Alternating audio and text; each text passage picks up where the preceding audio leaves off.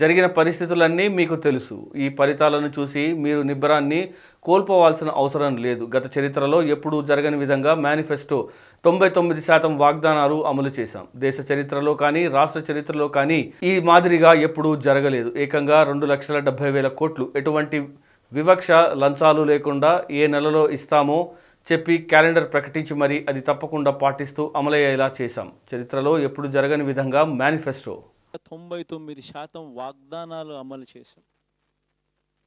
ఎప్పుడు జరగలేదు ఆంధ్ర రాష్ట్ర చరిత్రలో కానీ, దేశ చరిత్రలో కానీ ఈ మాదిరిగా మేనిఫెస్టో అన్నది ఒక పవిత్ర గ్రంథంగా భావించి, అదొక బైబిల్ గాను, అదొక ఖురాన్ గాను, అదొక భగవద్గీత గాను భావిస్తూ టిక్కు పెట్టమని చెప్పి ప్రతి ఇంటికి పంపించి, టిక్కు పెట్టమని చెప్పి ప్రతి అడుగుతూ, ఆ ప్రతి అక్క చెల్లెమ్మల ఆశీస్సులు తీసుకుంటూ, ఆ ఇంట్లో ఉన్న అవ్వాతాతల దీవెనలు తీసుకుంటూ, ఏ రోజు కూడా ఈ మాదిరిగా బటన్లు నొక్కడం,